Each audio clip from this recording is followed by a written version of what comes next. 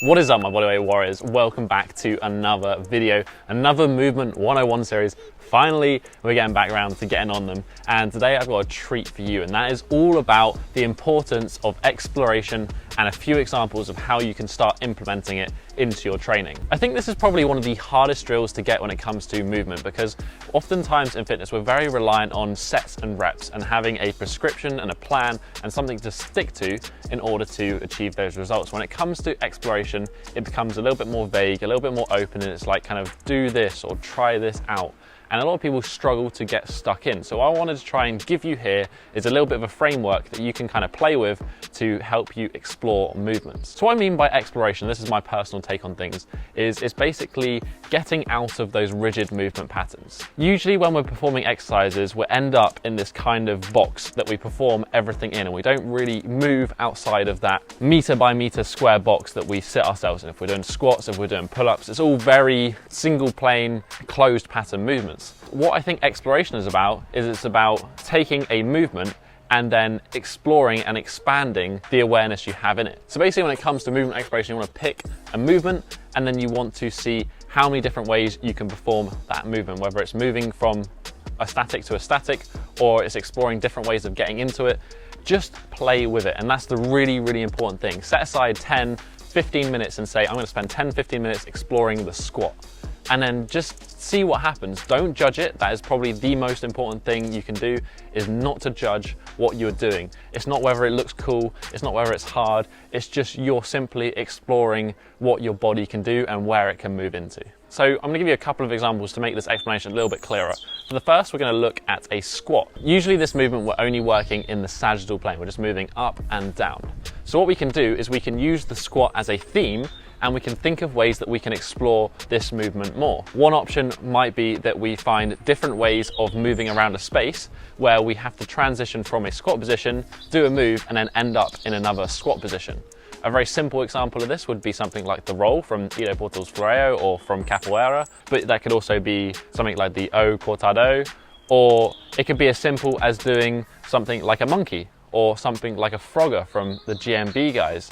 Any sort of movement where you start in a squat and you finish in a squat, but there is some movement in connecting those two positions. And that would be kind of a way to explore and expand from that little meter squared position that you usually do a squat in, to take that and to push the boundaries of that position that you know. Another option would be to do a squat position where your feet have to remain solid to the floor, but then you explore how far away you can get your upper extremities and what sort of positions you can get in while maintaining that squat position on the floor. So this, for example, might be like doing some rotations into low bridge, or it might be doing some NDA lateral push-ups, or it might be doing a QDR push-up, just some squat rotations. So the possibilities are kind of endless, but hopefully you can understand what I'm talking about by taking a theme of a squat and thinking about you're either moving from a squat to a squat, or you're trying to move and see how far out you can explore the position of a squat. The second example I'm going to give you is the handstand. Now this again is usually a movement that's performed very rigidly. We perform it on two hands and then we kind of try to hold that position, and we hold that position as long as possible, and then we stick to that position. And I think one of the reasons that people do struggle with the handstand is they just stick to practicing on the wall, or they just stick to kicking up into a handstand, and they don't ever expand that pattern of a handstand and then test the wider ranges of movement. So for example, we could explore how many different ways that we can get into a handstand. So taking an example from the previous squat example, we could do the O cortado. So that's moving from a squat into a handstand. We could do just a standard kick up into handstand.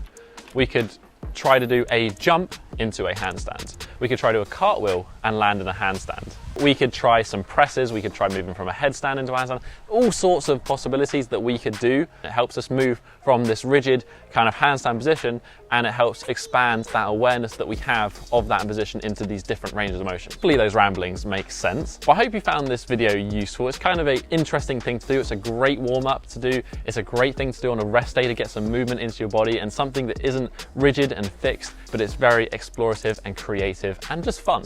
if you have any questions about what I've talked about in this video, you want to leave some suggestions for some people, go down into the comment section down below, leave a comment, join the conversation.